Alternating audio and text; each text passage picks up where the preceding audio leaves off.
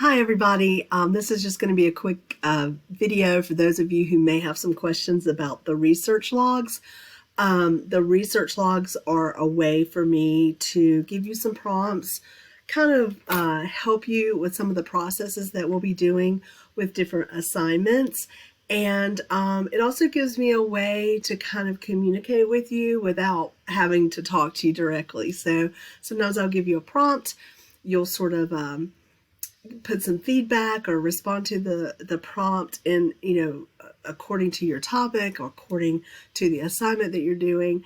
It just gives me a way to kind of have a sense of what's going on with your process with the research, what you think about certain things.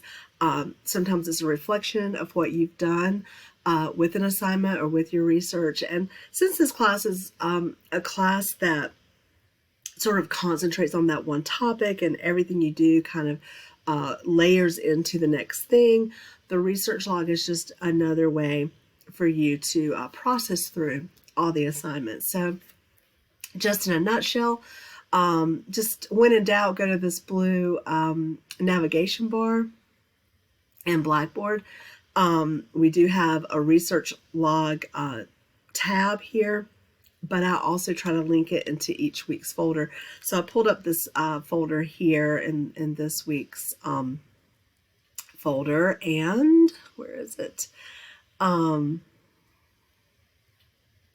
Here's the research log link. I'll usually try to put the link with the prompt and everything so that you'll have a reference point for that.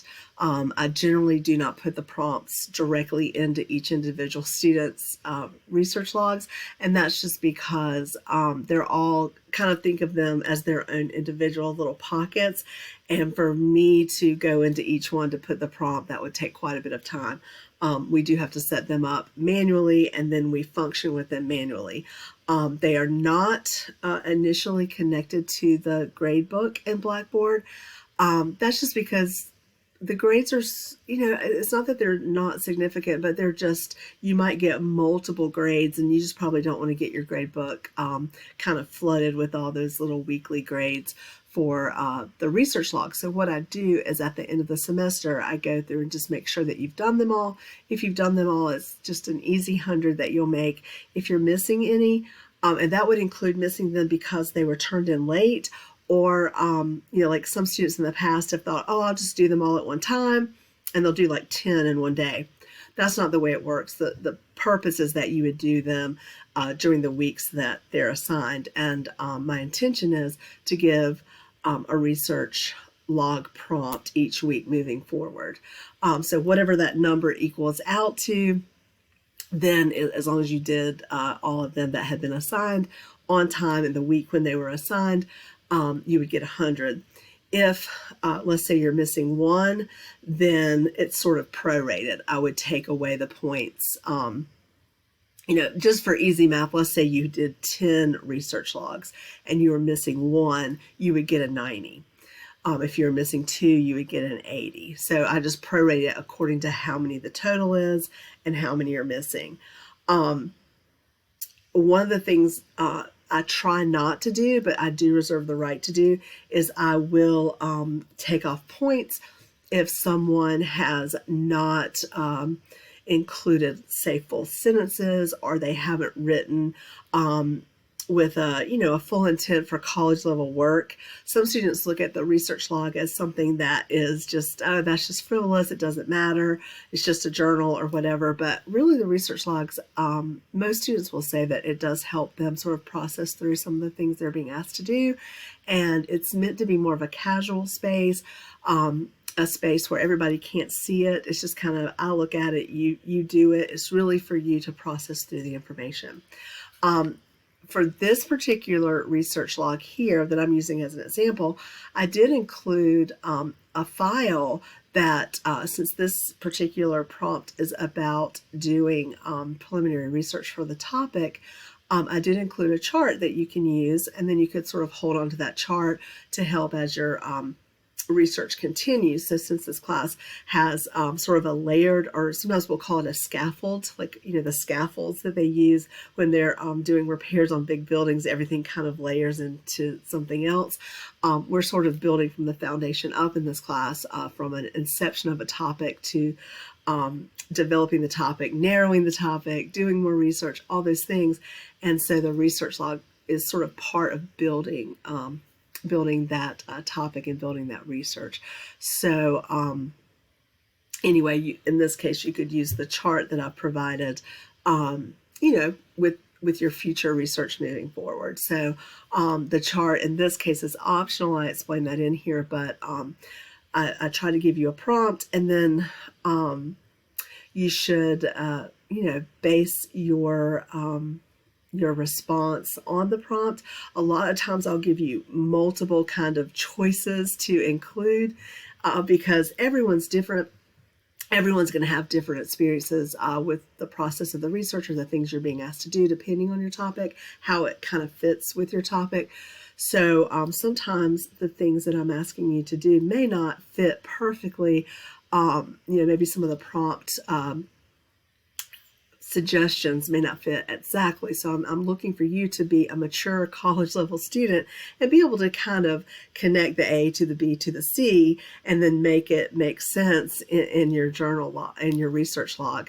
A lot of students come to college and they are a little bit shocked that we want you guys to think independently, and that is part of the college experience. So it's, sometimes if we give you a prompt for something, we're wanting you to show that you can expand on those ideas and, make more out of it than just, like, I'm not really an instructor who enjoys a student who just checks boxes just to say they did something.